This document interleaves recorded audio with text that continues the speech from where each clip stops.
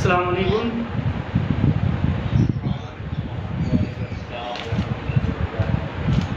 خیریت سے سب حضرات؟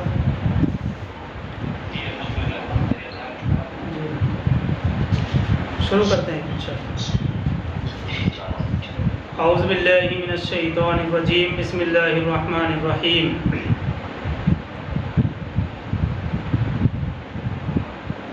سورہ اعراف آیت نمبر 11 کے اگلے حصے پر ہیں ہم۔ اس سے پہلے حصہ تھا وَلَقَدْ خَلَقْنَاكُمْ ثُمَّ صَوَّرْنَاكُمْ ثُمَّ قُلْنَا لِلْمَلَائِكَةِ اسْجُدُوا لِآدَمَ، اور یقیناً ہم نے تمہیں تخلیق کیا،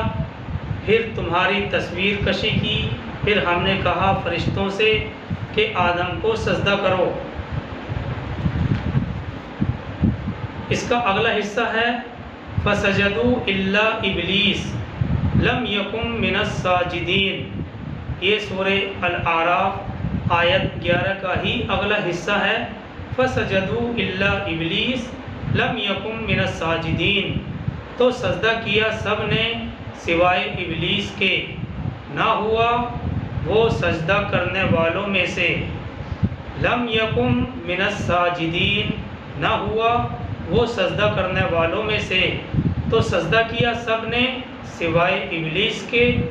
نہ ہوا وہ سجدہ کرنے والوں میں سے۔ حضرت آدم علیہ السلام کا اور شیطان کا یہ واقعہ جو یہاں مذکور ہے، اس سے پہلے ہم سورہ بقرہ میں اس کو پڑھ چکے ہیں۔ اس کے متعلق بہت سی تحقیقی باتوں اور امور کا وہاں ذکر کیا گیا تھا۔ یہاں مزید چند تحقیقی امور کا ذکر ہے، حالانکہ وضاحت کے ساتھ سورہ بقرہ میں اس واقعے کو ہم پڑھ چکے ہیں، لیکن یہاں مزید چند تحقیقی امور کا ذکر ہے۔ ابلیس نے عین اس وقت جبکہ اس پر اللہ کا غضب ہو رہا تھا، اللہ سے ایک دعا بھی مانگی تھی، اور وہ بھی عجیب دعا کہ حشر تک اس کی زندگی کو مہلت عطا کر دی جائے۔ اس کے جواب میں جو ارشاد اللہ سبحانہ و تعالیٰ نے فرمایا، اس کے الفاظ یہاں صرف یہ بیان کیے گئے ہیں اِنَّكَ مِنَ الْمُنظَرِينَ، یعنی تجھ کو مہلت دی گئی، لیکن دوسری جگہ یہ الفاظ بھی آئے ہیں إِلَى يَوْمِ الْوَقْتِ الْمَعْلُومِ، جس کے ظاہر سے یہ معلوم ہوتا ہے کہ ابلیس کی مانگی ہوئی مدت قیامت تک نہیں بلکہ کسی خاص مدت کے لیے دی گئی ہے جو صرف علم الہی میں محفوظ ہے۔ تو حاصل یہ ہوا کہ ابلیس کی دعا یہ قبول تو ہوئی، مگر ناتمام مدت کے لیے دعا قبول ہوئی ہے۔ وہ مدت کیا ہے اس کی وضاحت ابھی ہم بیان کریں گے۔ تو بہرحال راندۂ درگاہ ہوتے ہوئے ابلیس نے عین اس وقت جبکہ اللہ کا اس پر عذاب ہو رہا تھا، عتاب ہو رہا تھا، تو اللہ سے ایک دعا مانگی، اور وہ بھی عجیب دعا تھی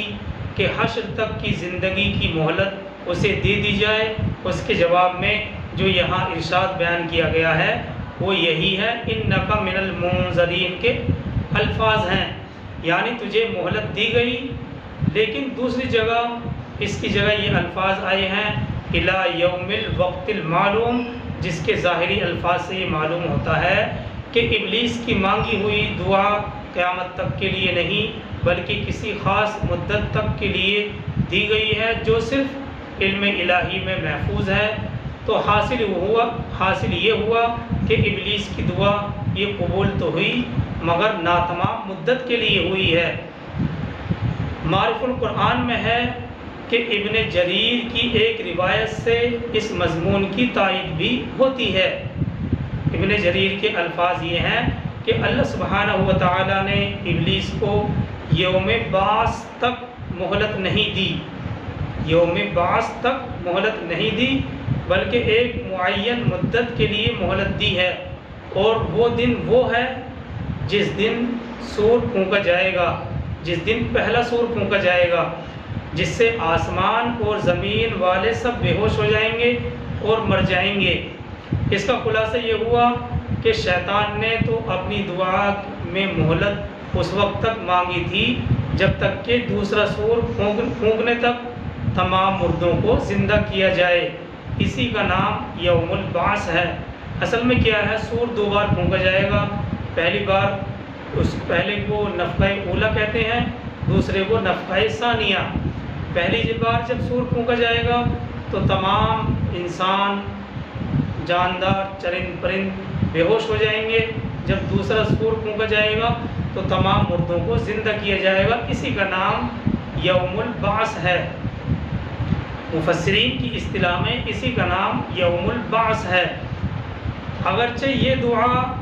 بعینی ہی قبول کر لی جاتی، جیسا کہ ابلیس نے مہلت مانگی تھی، تو اس سے یہ لازم آتا جس وقت ایک اللہ کے سوا کوئی زندہ نہیں رہے گا اور کل من علیہا فان ویبقى وجہ ربک ذو الجلال والاکرام کا ظہور ہوگا، تو اس دعا کی بنا پر ابلیس اس وقت بھی زندہ رہتا۔ اس لیے دعا کو یوم بعث تک مہلت دینے کے بجائے یوم ینفخ فی الصور تک مہلت سے بدل کر اللہ سبحانہ و تعالیٰ نے قبول کی، جس کا اثر یہ ہوگا کہ جس وقت سارے عالم پر موت طاری ہوگی اس وقت ابلیس کو بھی موت آ جائے گی، پھر جب دوبارہ سے زندہ ہوں گے سب کے سب، وہ بھی زندہ ہو جائے گا۔ اس علمی تحقیق سے وہ شبہ ختم ہو جاتا ہے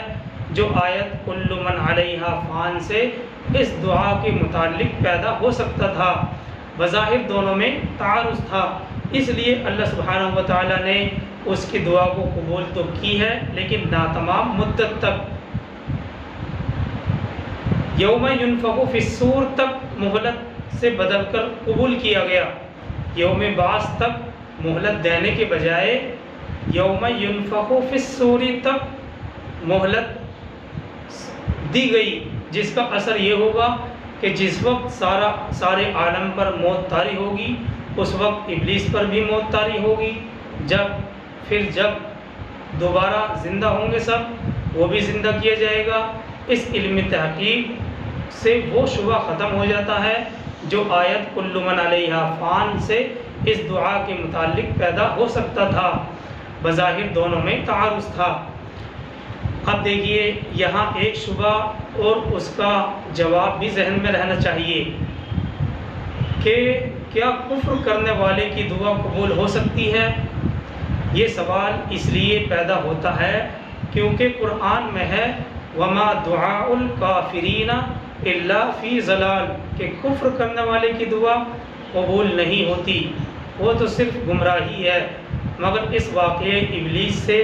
دعا کی قبولیت کا ظاہر ہونا معلوم ہوتا ہے، حالانکہ ابلیس تو کفر سے بھی اکفر ہے، کفر سے بھی بڑا ہوا۔ تو یہ شبہ اسی لیے پیدا ہوا کیونکہ قرآن کی آیت میں ہے کہ کفر کرنے والے کی دعا قبول نہیں ہوتی،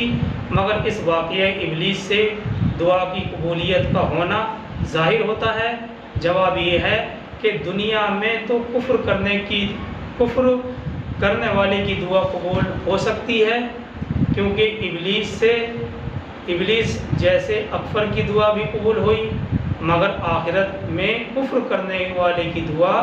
ہرگز قبول نہیں ہو سکتی۔ اور آیت میں جو ہے وما دعاء الکافرین،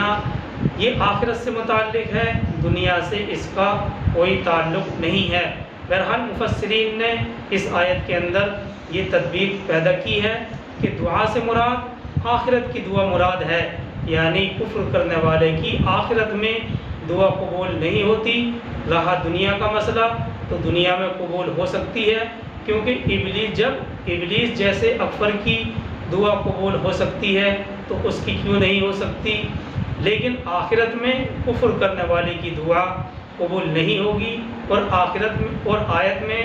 جو بیان کیا گیا ہے وما دعاء الکافرین، یہ آخرت سے متعلق ہے، دنیا سے اس کا کوئی تعلق نہیں ہے۔ بہرحال پہلے ہم آیتوں کا ترجمہ دیکھتے ہیں تاکہ مطلب پوری طرح سے واضح ہو جائے۔ سورہ الاعراف آیت نمبر 12 اللہ تعالیٰ فرماتے ہیں قَالَ مَا مَنَعَكَ أَلَّا تَسْجُدَ إِذْ أَمَرْتُكَ، اللہ نے فرمایا کس چیز نے تمہیں روکا کہ تم نے سجدہ نہیں کیا جبکہ میں نے تمہیں حکم دیا تھا۔ قال ما منعک اللہ تسجد اذ امرتک، اللہ تعالیٰ نے فرمایا کس چیز نے تمہیں روکا کہ تم نے سجدہ نہیں کیا جبکہ میں نے تمہیں حکم دیا تھا۔ قال انا خیر منہ، اس نے کہا یعنی ابلیس نے کہا انا خیر منہ، اس نے کہا میں اس سے بہتر ہوں۔ وجہ کیا ہے؟ خلقتنی من نار وخلقتہ من طین، اس نے کہا مجھے تو نے بنایا ہے آگ سے اور اس کو بنایا ہے مٹی سے، کیونکہ آگ کی خاصیت بلند ہونا ہوتی ہے اور مٹی کی خاصیت پستی ہے، تو اس نے کہا خلقتنی من نار وخلقتہ من طین، اس نے کہا مجھے تو نے بنایا ہے آگ سے اور اس کو بنایا ہے مٹی سے۔ دیکھیے اس نے ایسا تکبر کی بنیاد پر کہا، اس کے اس قول کے ایک ایک لفظ سے تکبر چھلکتا ہے، تکبر ظاہر ہوتا ہے۔ آگے چلتے ہیں سورہ الاعراف کی آیت 13 کی طرف۔ اللہ تعالیٰ فرماتے ہیں قال فاہبط منها فما يكون لك ان تتکبر فيها فاخرج انك من الصاغرین، اللہ تعالیٰ نے کہا بس اتر جا، اس سے تمہیں یہ حق نہیں تھا۔ اللہ تعالیٰ نے کہا بس اتر جا، اس سے تجھے یہ حق نہیں تھا کہ تو اس میں تکبر کرے، بس نکل جا، یقیناً تو ذلیل اور خوار ہو۔ اگلی آیت 14 ہے، اللہ تعالیٰ فرماتے ہیں قال انظرنی الی یوم یبعثون، اس نے کہا اے اللہ مجھے مہلت دے دے اس دن تک جس دن انہیں اٹھایا جائے گا۔ قال انظرنی الی یوم یبعثون، اس نے کہا یعنی ابلیس نے کہا اے اللہ مجھے مہلت دے دے اس دن تک جس دن انہیں اٹھایا جائے گا۔ اگلی آیت 15 ہے، اللہ تعالیٰ فرماتے ہیں قال انک من المنظرین، فرمایا ٹھیک ہے جاؤ تمہیں مہلت دے دی گئی، یعنی اللہ تعالیٰ نے فرمایا ٹھیک ہے تمہیں مہلت دے دی گئی۔ آیت 15 اللہ تعالیٰ فرماتے ہیں قال فبما اغویتنی لاقعدن لهم صراطک المستقیم، اس نے کہا یعنی ابلیس نے کہا تو نے مجھے آدم کی وجہ سے گمراہ کیا ہے تو اب میں لازماً ان کے لیے گھات میں بیٹھوں گا تیری سیدھی راہ پر۔ قال فبما اغویتنی لاقعدن لهم صراطک المستقیم، اس نے کہا ہم پورا الفاظی ترجمہ کر رہے ہیں، اس نے کہا تو نے مجھے آدم کی وجہ سے گمراہ کیا ہے تو اب میں لازماً ان کے لیے گھات میں بیٹھوں گا تیری سیدھی راہ پر، یعنی میں تیرے توحید کے راستے پر ڈیرے جما کر گھات لگا کر مورچہ بند ہو کر بیٹھوں گا اور تیرے بندوں کو شرک اور کفر کے ٹیڑھے میڑھے راستوں کی طرف موڑتا رہوں گا۔ تو یہ تھی وہ بات جو اس نے کہی کہ میں لازماً ان کے لیے گھات میں بیٹھوں گا تیری سیدھی راہ پر، یعنی تیرے توحید کے راستے پر ڈیرے جما کر گھات لگا کر مورچہ بند ہو کر بیٹھوں گا اور تیرے بندوں کو شرک اور کفر کے ٹیڑھے میڑھے راستوں کی طرف موڑتا رہوں گا۔ آگے چلتے ہیں سورہ الاعراف کی آیت 17 کی طرف۔ اللہ تعالیٰ فرماتے ہیں ثم لآتینہم من بین ایدیہم ومن خلفہم وعن ایمانہم وعن شمائلہم ولا تجد اکثرہم شاکرین، پھر میں ان پر حملہ کروں گا، یعنی ابلیس نے کہا پھر میں ان پر حملہ کروں گا ان کے سامنے سے اور ان کے پیچھے سے، من بین ایدیہم ان کے سامنے سے، ومن خلفہم اور ان کے پیچھے سے، وعن ایمانہم وعن شمائلہم، دیکھیں بالکل الفاظی ترجمہ ہے، اور ان کے دائیں سے اور ان کے بائیں جانب سے، اور تو نہیں پائے گا ان کی اکثریت کو شکر کرنے والا، ولا تجد اکثرہم شاکرین، اور تو نہیں پائے گا ان کی اکثریت کو یعنی انسانوں کی اکثریت کو شکر کرنے والا۔ دیکھیے یہی وہ چیلنج تھا جو ابلیس نے اللہ سبحانہ و تعالیٰ سے کیا تھا، اس کے کہنے کا مطلب یہ تھا کہ یہ مہلت جو آپ نے مجھے دی ہے اس سے فائدہ اٹھا کر میں یہ ثابت کرنے کے لیے پورا زور لگا دوں گا کہ انسان اس فضیلت کا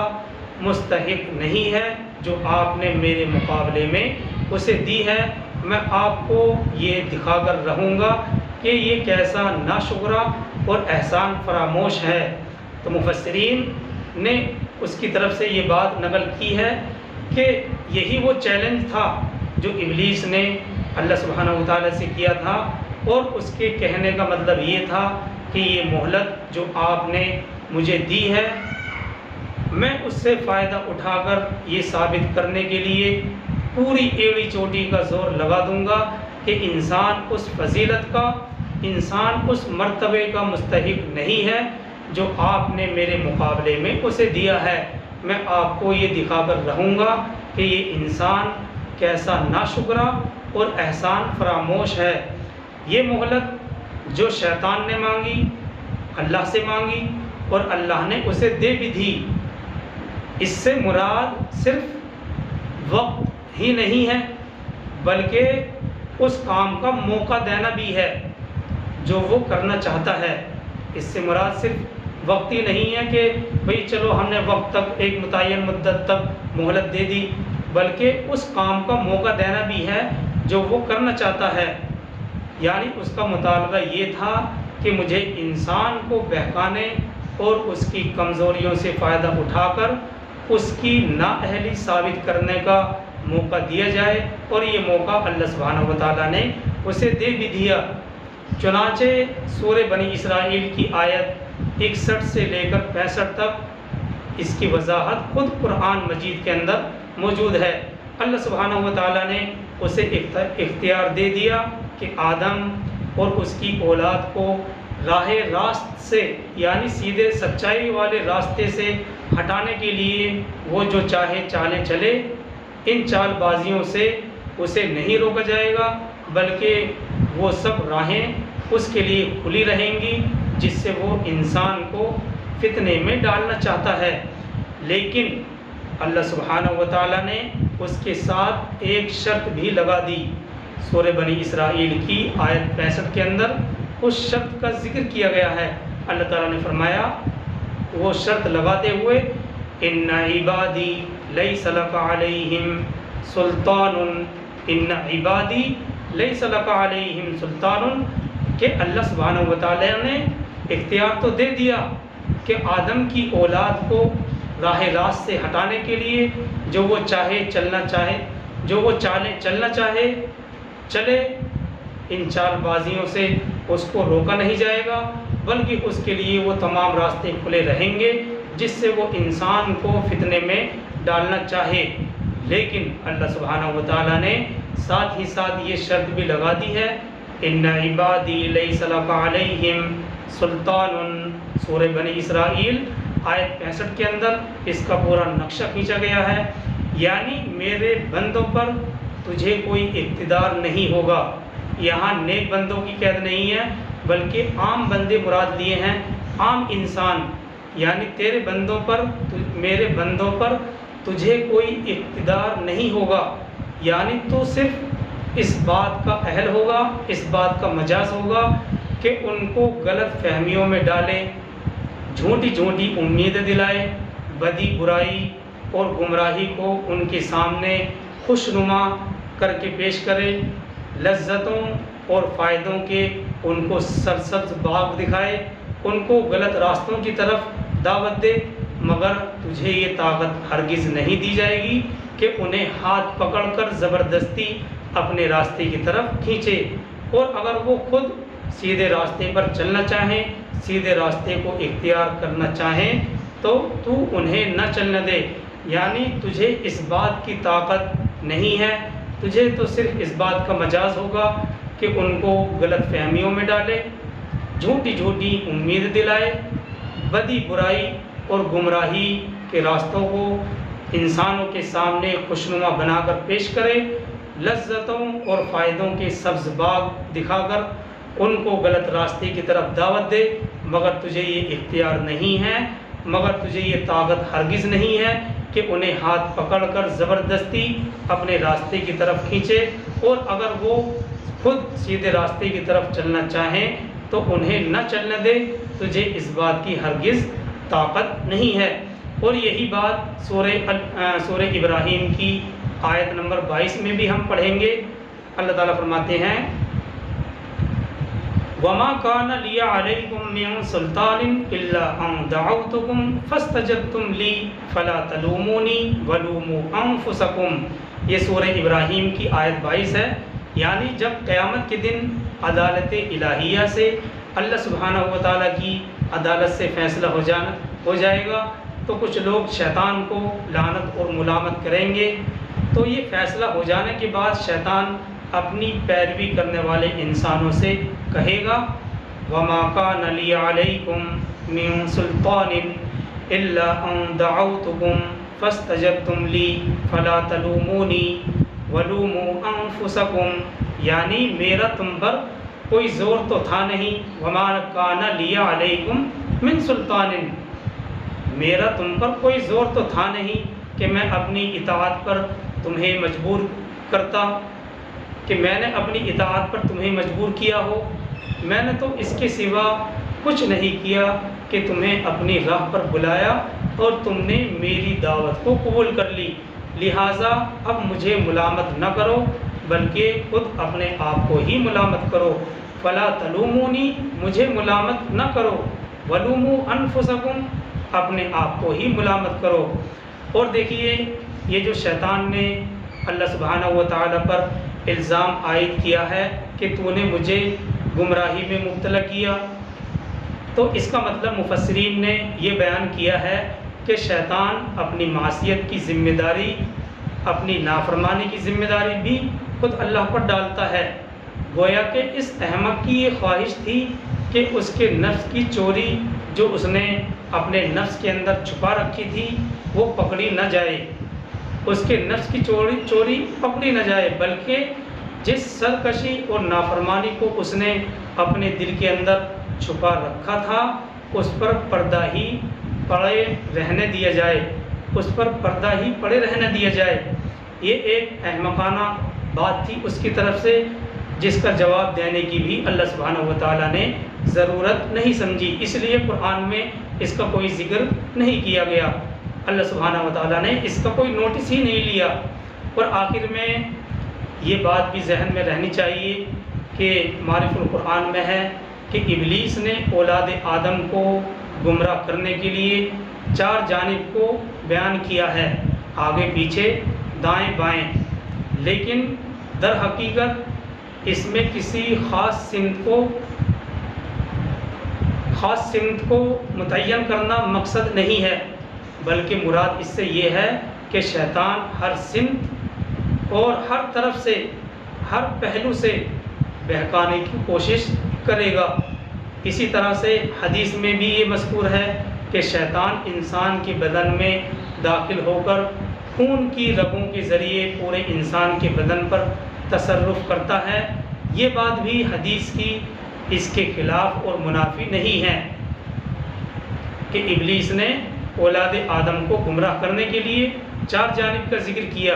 آگے پیچھے دائیں اور بائیں، لیکن در حقیقت کسی سمت کو خاص کرنا اس سے مقصد نہیں ہے، بلکہ مراد یہ ہے کہ ہر سمت اور ہر پہلو سے، ہر جانب سے وہ بہکانے کی کوشش کرے گا۔ اور اسی طرح سے حدیث کے اندر جو یہ بات مذکور ہے کہ شیطان انسان کے بدن میں داخل ہو کر خون کی رگوں کے ذریعے سے پورے انسان کے بدن پر تصرف کرتا ہے، یہ بھی اس آیت کے خلاف اور منافی نہیں ہے۔ تو یہ وضاحت تھی جو ان آیتوں سے سمجھ میں آتی ہے۔ اللہ سبحانہ و تعالی ہم سب کو عمل کی توفیق عطا فرمائے۔ سبحان اللہ و بحمدہ، سبحانک اللہم و بحمدک، ونشہد ان لا الہ الا انت ونستغفرک ونتوب الیک۔ سبحان ربک رب العزۃ عما یصفون وسلام علی المرسلین والحمد للہ رب العالمین۔ یہ آیت نمبر 17 تک وضاحت ہو چکی ہے۔